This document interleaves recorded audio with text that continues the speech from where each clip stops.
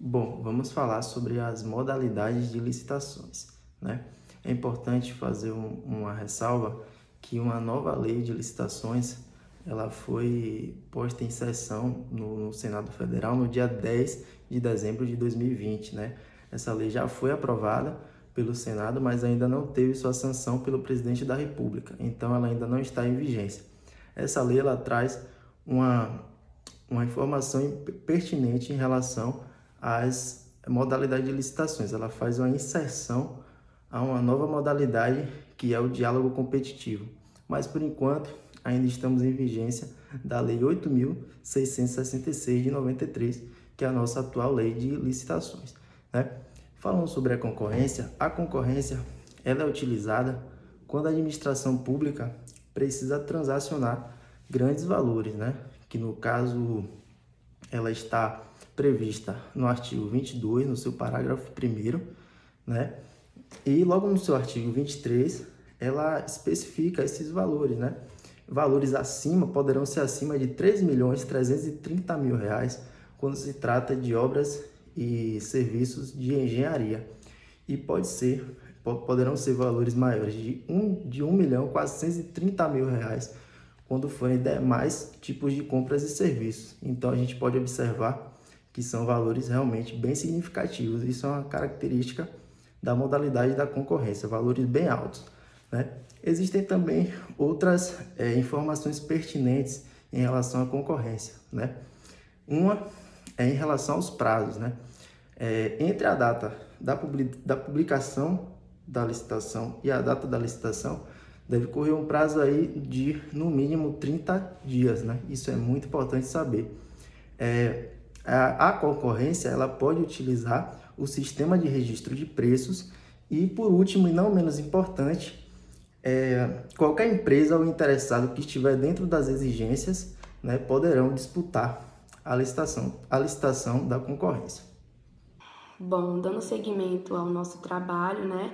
Eu e minha colega Irene ficamos encarregadas de tratar sobre a modalidade de tomadas de preço, que também está regulamentada na Lei de Licitações, em seu artigo 22, parágrafo 2º, e depreende-se a ideia de que essa modalidade teria uma fase de habilitação prévia anterior à data de licitação, ou seja, os interessados eles devem estar devidamente cadastrados no tempo limite de até 3 dias anterior à data do recebimento das eventuais propostas. Para que haja essa habilitação, os mesmos interessados eles devem estar devidamente qualificados e atendendo sempre os princípios basilares da administração pública.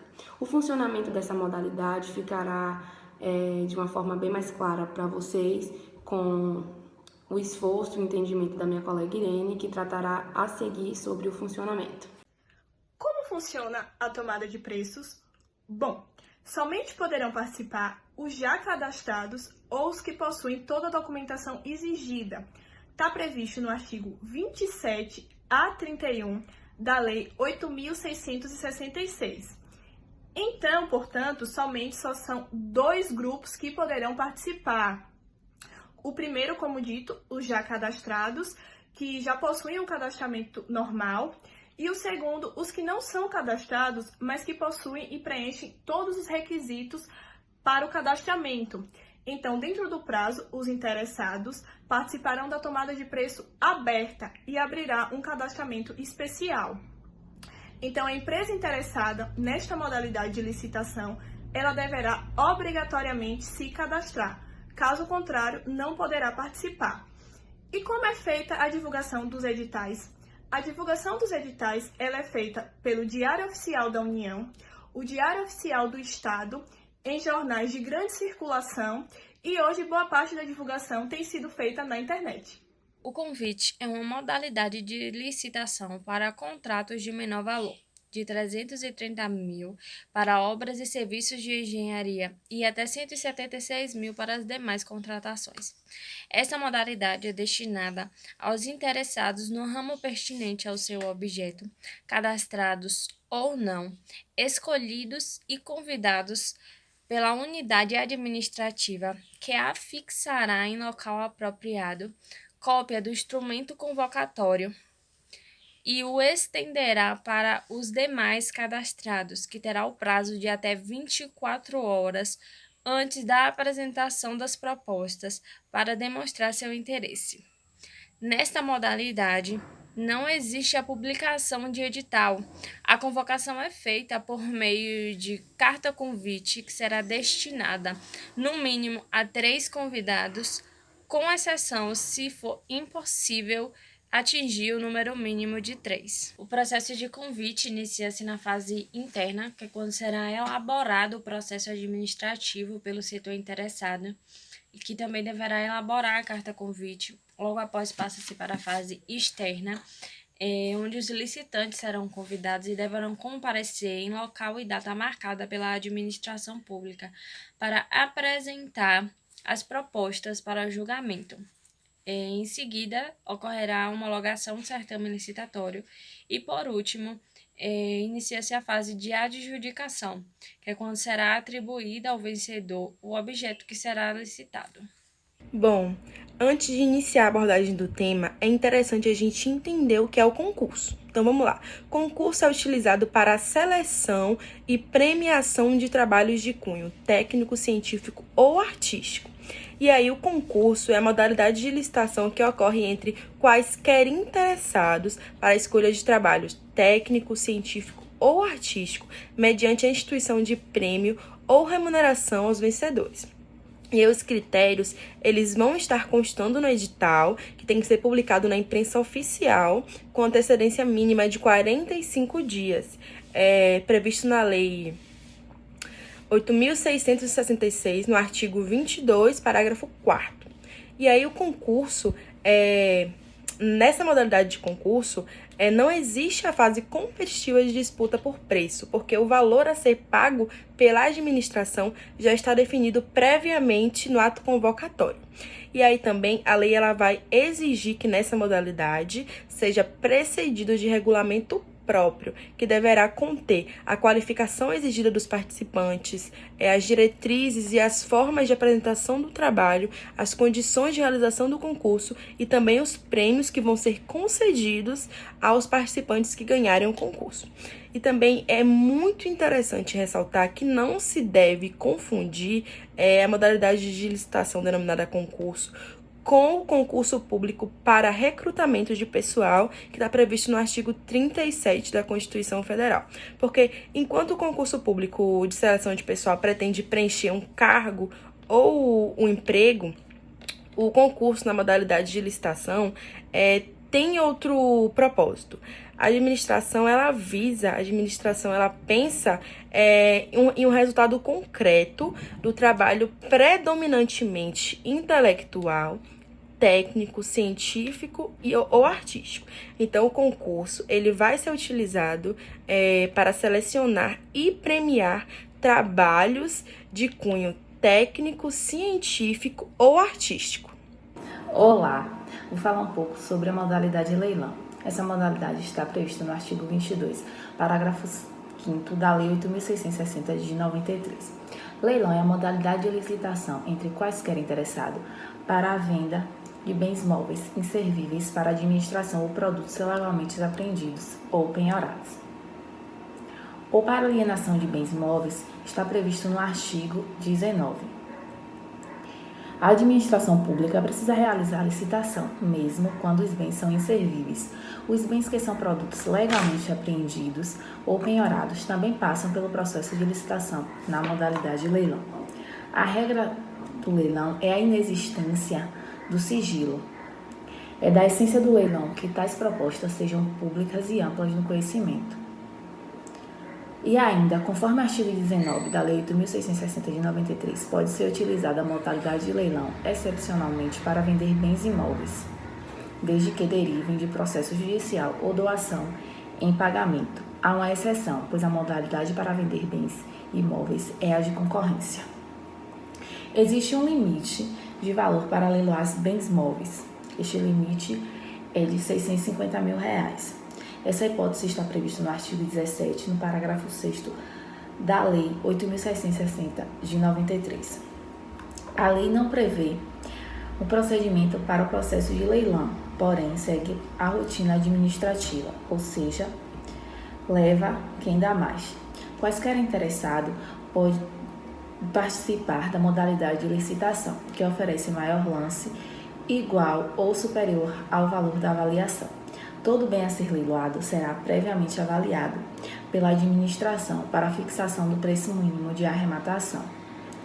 Os bens arremetados serão pagos à vista ou em percentual estabelecido no edital, não inferior a 5%.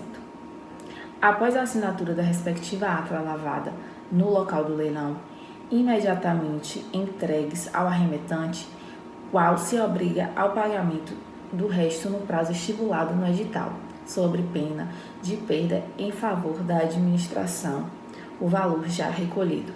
O que é pregão? Pregão é uma modalidade de licitação para aquisição de bens e serviços comuns, sendo considerado comuns aqueles cujos padrões de qualidade e desempenho possa ser objetivamente definida pelo edital, por meio de especificações usuais no mercado. A disputa para o fornecimento é feita em sessão pública, por meio de propostas e lances para habilitação e classificação do licitante com a proposta de menor preço. E o pregão, juntamente com as demais modalidades de licitações, está prevista na Lei 8.666/93. Existem dois tipos de pregão, o pregão presencial e o pregão eletrônico. Eu vou fazer uma breve comparação entre os dois para vocês terem uma noção da diferença entre um e outro. No pregão presencial, a sessão pública ela é feita com a presença dos licitantes. Já no pregão eletrônico, é através de envio de informações à distância, ou seja, pela internet. Tem também a classificação do pregão presencial. O pregoeiro, ele procederá com a abertura dos envelopes contendo a proposta de menor preço. Já no pregão eletrônico, os pregoeiros analisarão as propostas, desclassificando aquelas que não estejam de conformidade com o edital. Na fase dos lances, o pregão presencial funciona dessa forma. O licitante autor da proposta de menor preço e os demais com preços superiores até 10% a ela estão classificados para a fase dos lances. Porém, caso não haja 3 licitantes que atendam a essas condições, serão convocados os demais para esta fase. Só que obedecendo a ordem de até no máximo 3 licitantes, sendo quaisquer que sejam os preços oferecidos. Em relação à ordem dos lances, no pregão presencial, os licitantes são classificados de forma sequencial e apresentam lances verbais a partir da proposta do autor de maior preço e os demais em ordem decrescente de valor. Já no pregão eletrônico, os licitantes podem oferecer lances sucessivos, independente da ordem de classificação. Quanto à habilitação, na forma presencial, a documentação deverá ser entregue em envelope lacrado. Já no pregão eletrônico, esses documentos serão enviados via fax após a solicitação do pregoeiro ou de acordo com o encerramento da fase previstas nas cláusulas do edital. E na adjudicação, são iguais para os dois, tanto para o pregão presencial quanto para o pregão eletrônico, pois a falta de manifestação autoriza o pregoeiro a adjudicar o item ao vencedor do certame. Eu vou resumir aqui algumas considerações importantes. O pregão presencial ele foi instituído pela Lei 10.520 de 2002 e pelos decretos 3.555 de 2000 e o 5.450 de 2005. No pregão presencial, existe a fase interna e a fase externa. A fase interna está no artigo 3º desta lei e a fase externa está no artigo 4º desta mesma lei. Em relação ao prazo para a apresentação da proposta, esse prazo será contado a partir do momento em que foi publicado o aviso. E esse prazo não será inferior a 8 dias úteis, é o que diz o inciso 5 desta lei. O pregão eletrônico, ele é regulamentado pelo decreto 10.024/19. E esse pregão, como vocês já viram anteriormente, é um pregão realizado à distância por meios eletrônicos. Diferente do pregão presencial, o pregão eletrônico tem apenas uma fase externa.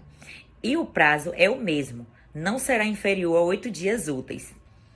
Pode-se verificar que na modalidade pregão, tanto o presencial quanto o eletrônico, há uma inversão de fases comparada às outras modalidades de licitações previstas na Lei 8.666/93. Outro item importante é que na modalidade pregão é vedada a existência de apresentação de amostras antes da fase dos lances.